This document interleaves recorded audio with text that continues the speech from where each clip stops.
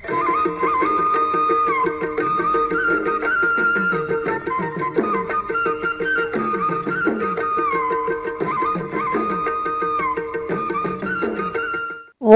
శ్రీనివాస భానుగారు రచించిన బెలగాం సెంటర్ కథల నుంచి. బట్టల సూర్యనారాయణ. 60 ఏళ్ల క్రితం బెలగాం అగురువీధిలోని వెంకటరమణమూర్తి కోవెల్లో పల్లకి సేవ అంటే అదో వేడుక. ఉభయ నాంచారులతో కలిసి శ్రీనివాస పెరుమాళ్ళు ఊరేగి రావటం మనకు ఓ అందమైన జ్ఞాపకం.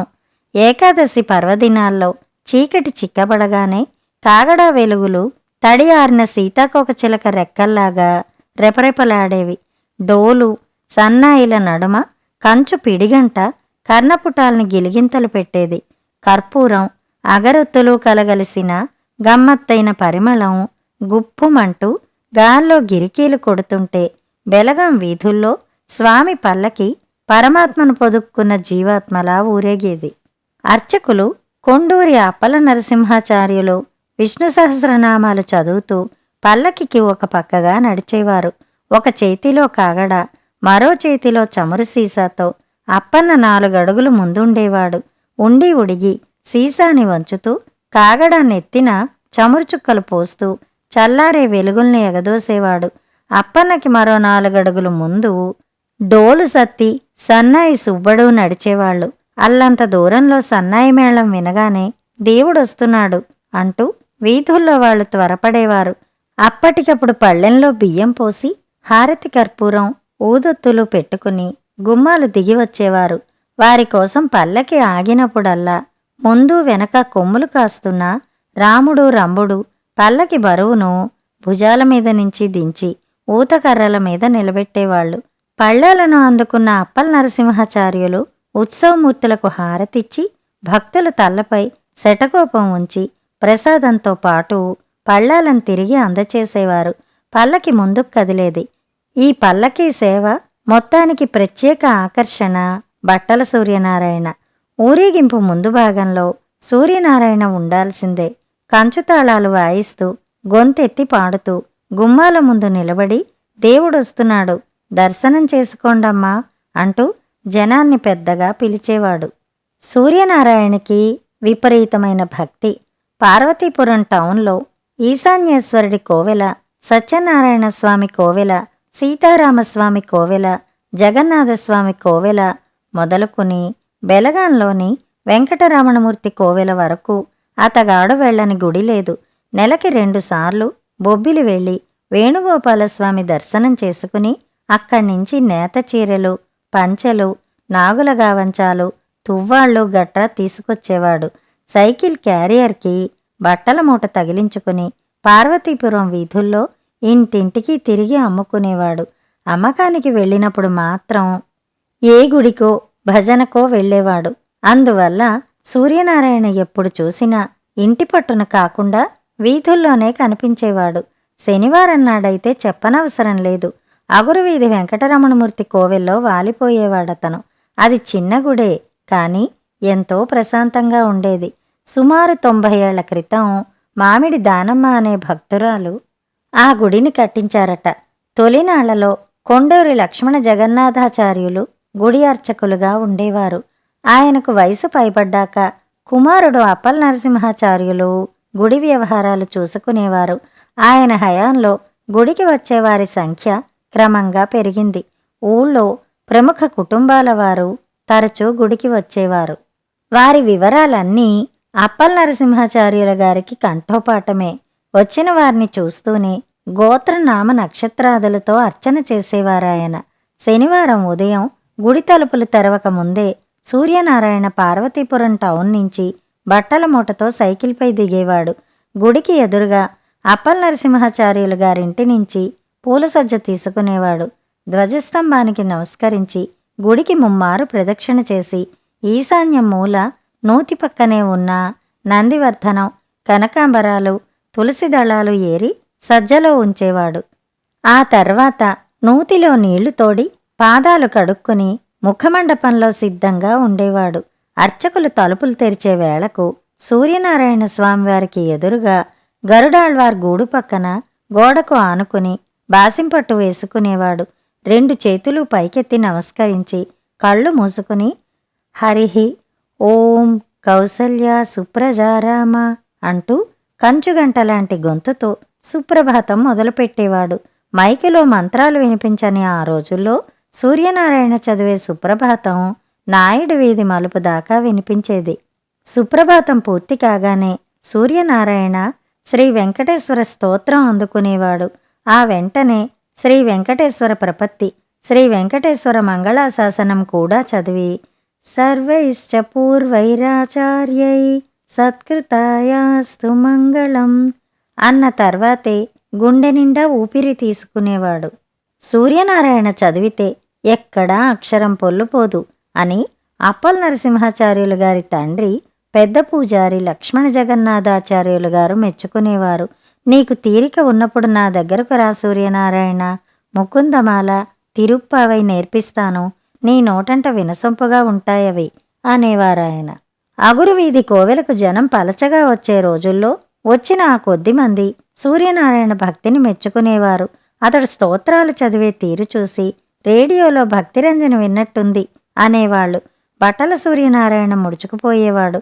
నాకేటొచ్చండి, 7వ క్లాసుతో బడి ఒగ్గేసి బట్టలేపారంలోకొచ్చేశాను, అంతా స్వామివారి దయ అనేవాడు ఎంతో వినయంగా. కొన్నాళ్లు గడిచాక గుడికి వచ్చే భక్తుల సంఖ్య పెరిగింది. ముఖమండపం మరీ చిన్నది కావడంతో శనివారాల్లో మరీ కిటకిటలాడేది. దాంతో సూర్యనారాయణ మునుపటిలా సౌకర్యంగా కూర్చుని స్తోత్రాలు చదవడానికి జాగా సరిపోయేది కాదు. అందుచేత లేచి నిలబడేవాడు. అర్చన జరుగుతున్నంతసేపు ఎప్పటిలాగే గొంతెత్తేవాడు. మరికొన్నాళ్ల తర్వాత పరిస్థితులు మారిపోయాయి. గుడికి వచ్చిన కొత్త ముఖాలు సూర్యనారాయణ వైపు చూసి చిట్లించడం మొదలైంది. అర్చన సమయంలో భక్తుల గోత్రనామాల్ని అర్చకులు అడిగినప్పుడు ఇబ్బంది ఎదురయ్యేది. సూర్యనారాయణ పెద్ద గొంతు వల్ల భక్తులు చెప్పే గోత్రనామాలు గర్భాలయంలో ఆచార్యులకి వినిపించేవి కావు. కళ్ళు మూసుకుని భక్తి తన్మయత్వంలో మునిగిన సూర్యనారాయణకు ఇది తెలిసేది కాదు. ఆయన గురించి తెలియని కొత్తవాళ్లు విసుక్కునేవారు. భుజం మీద తట్టి స్వరం తగ్గించమంటూ సూర్యనారాయణకి సైగలు చేసేవారు. ఏమయ్యా, ఇక్కడ నువ్వొక్కడివే భక్తుడివా? నీ భక్తి ఊరందరికీ తెలియాలా? నీ స్తోత్రాలు మనసులో చేసుకో. అవతల పూజారి గారు ఏం చదువుతున్నారో, ఏం అడుగుతున్నారో మాకు వినిపించడం లేదు అని మందలించేవారు. సూర్యనారాయణ చిన్నబుచ్చుకునేవాడో లేదో గాని వెర్రి నవ్వు నవ్వేసేవాడు. చెంపలు వేసుకుని మౌనంగా తలదించుకునేవాడు. పెదవులు మాత్రం కదులుతూ ఉండేవి. అలాంటి సందర్భాల్లో ఇటు భక్తులకు సర్ది చెప్పలేక, అటు సూర్యనారాయణను ఏమీ అనలేక అప్పల్ నరసింహాచార్యులు ఇరకాటంలో పడేవారు. అర్చన ముగించి తీర్థప్రసాదాలు ఇచ్చి త్వరగా పంపించేవారు. ఇలా 2 వారాలు జరిగింది. 3వ వారం ఇలాంటిది జరగకూడదని అప్పల్ నరసింహాచార్యులు అనుకున్నారు. ఆయనకు సూర్యనారాయణ గురించి బాగా తెలుసు. ఏకాదశి పల్లకి సేవ నాడు తిరువీధిలో భజన పాటలు పాడడం, శనివారం ముఖమండపంలో సుప్రభాతం బయటకు గట్టిగా చదవడం, ఈ 2 అతగాడు మానుకోలేడు. మానుకోమని చెప్పి ఓ అర్చకుడిగా తను ఆ పాపాన్ని మూటకట్టుకోలేడు. అలాగే గుడికి వచ్చేవారి అభ్యంతరాల్ని తోసిపుచ్చనూ లేడు. మార్గాంతరం కోసం అప్పల్ నరసింహాచార్యులు ఆలోచించారు. ఓ శనివారం ఉదయం గుడి తలుపులు తీసే వేళకు సైకిల్ దిగిన సూర్యనారాయణ్ణి తనతో రమ్మన్నారు. గుడికి ప్రదక్షిణగా వెళ్లి ఉత్తర మండపం దగ్గరకు తీసుకెళ్లారు. ఆ చిన్న మండపంలో గరుత్మంతుడి కంచు విగ్రహం దగ్గర అతణ్ణి కూర్చోమని చెప్పి, చూడు సూరిబాబు, ఇన్నాళ్ళు ముఖమండపంలో కూర్చొని నీ పద్ధతిలో స్వామివారిని సేవించుకుంటున్నావు, బాగానే ఉంది. కానీ చూస్తున్నావుగా, ఇప్పుడు గుడికి వచ్చేవాళ్ల సంఖ్య పెరిగింది. నీకేమో అక్కడ ప్రశాంతంగా కూర్చుని ప్రార్థించుకోవడానికి జాగా దొరకడం లేదు. నీకు వయసు మళ్ళుతోంది, పెద్దవాడివైపోతున్నావు. మునుపటిలా ఎంతసేపని నిలబడగలవు చెప్పు? మరందుచేత నీ భక్తికి, సేవలకి ఎలాంటి ఆటంకం లేకుండా ఈ ఉత్తర మండపంలో కూర్చో.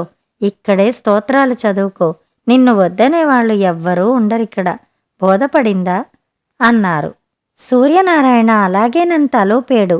కాని లోపల బాధపడ్డాడు. స్వామివారిని ఎదురుగా చూస్తూ సుప్రభాతం చదవడంలోని ఆనందం వేరు. ఎక్కడో ఎడంగా కూర్చుంటే ఆయన ఎలా కనిపిస్తాడు? అలాగని అప్పల్ నరసింహాచార్యుల వారి మాట కాదనలేడు. వెంకటేశ్వరుడి నిర్ణయం ఎలా ఉంటే అలా జరుగుతుందనుకున్నాడు సూర్యనారాయణ. ఆ రోజు అక్కడే కూర్చుని తన వంతు కైంకర్యం స్వామికి సమర్పించాడు.